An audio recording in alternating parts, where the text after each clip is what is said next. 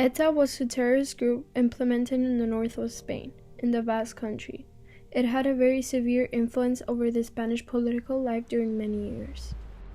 During Franco's dictatorship from 1939 to 1975, the terrorist group ETA was founded in 1959. The group was composed by young people with extremist ideas.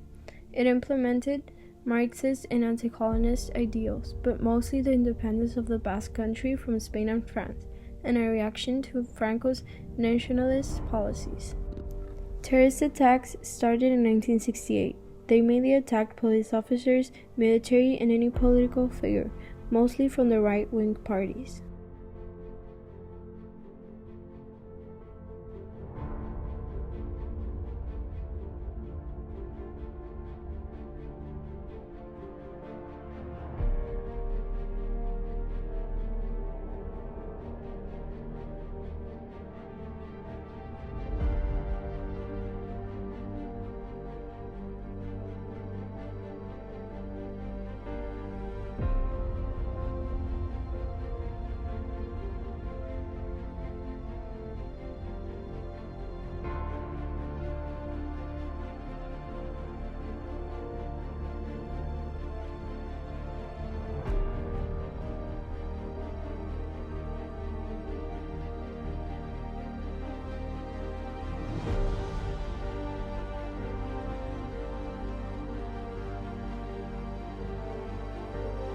I am Guillermo Rodriguez, Rosa's dad, and she is asking me for some historical event that I lived or I experienced firsthand.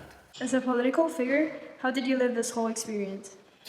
Well, I lived this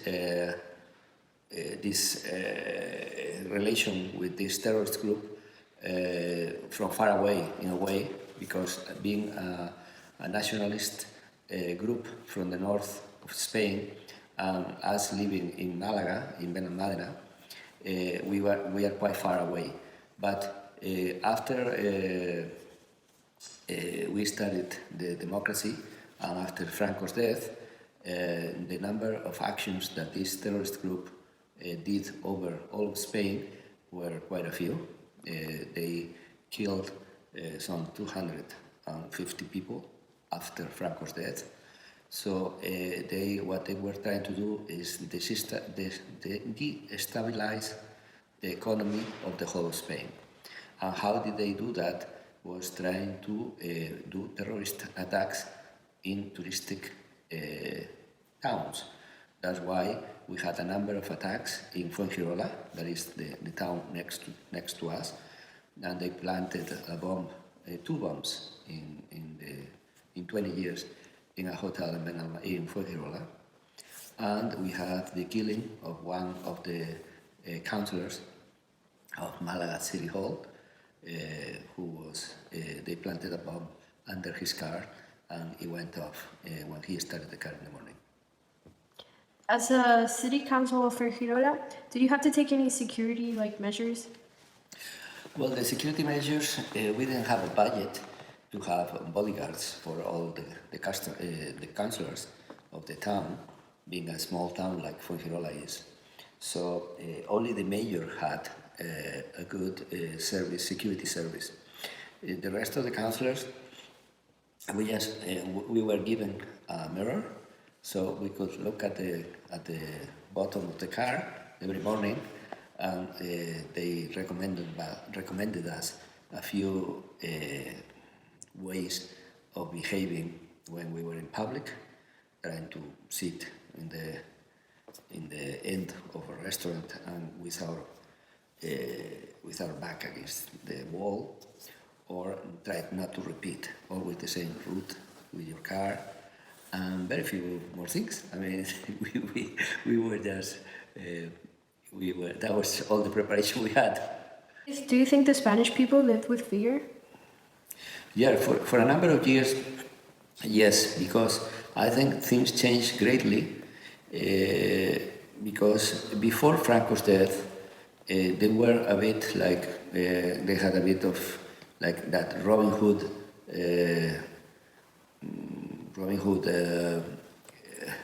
scheme or image, if you would like, because they were fighting against a dictator.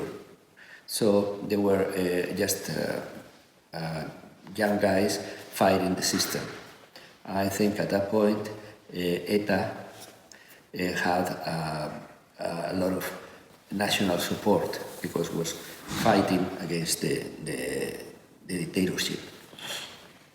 After Franco's death and with the transition we suffer with all the political parties and all the democracy, year after year, ETA had less reasons to survive. There was not a real reason why to keep killing people. So I think that was developing into a more of a criminal activity of people that that was the way they lived. So I think at the end there were just some criminals that they used mafia ways of doing things, and they had to be paid not to kill you or to hurt your family or whatever. Especially, they did also one of the most terrible attacks they did was in Barcelona. They planted a bomb in a supermarket, in the parking lot of a supermarket, under the retail area, and killed a number of people. And that was like very difficult to understand, because was why what's your purpose to kill people just people that they just went shopping? It was just trying to create fear, It was more of a tactic already, more of a criminal tactic than one of those political aim tactics. Do you think Spain became more united after this? I think politicians used ETA and the terrorist organization, terrorist, to unite the rest of Spain, yes. I think at the end, and especially when they kidnap this kid, Miguel Ángel Blanco. Yeah, Miguel Ángel Blanco, who was a very young guy, a very young councillor from the town hall of San Sebastian, a 24, 25-year-old kid. He was kidnapped for 48 hours, and they said that either some people that were in jail, some people from ETA that were in jail, either they were freed or they would kill him. That created such a movement called Manos Limpias, Manos Blancas, which for 48 hours we had gatherings all through Spain to ask ETA not to kill him. Well, at the end, unfortunately, they did that. They killed him. And that was, I think, the turning point where everyone in Spain just thought of ETA as just criminals, not, they didn't have any excuse, any political excuse for doing something that terrible. The 12th of January 1988, El Pacto de Ajuria was signed. This was a political agreement that ended with ETA. The last attack was in France, March 2010. ETA was defeated by democracy and is something that's going to endure in the Spanish history forever.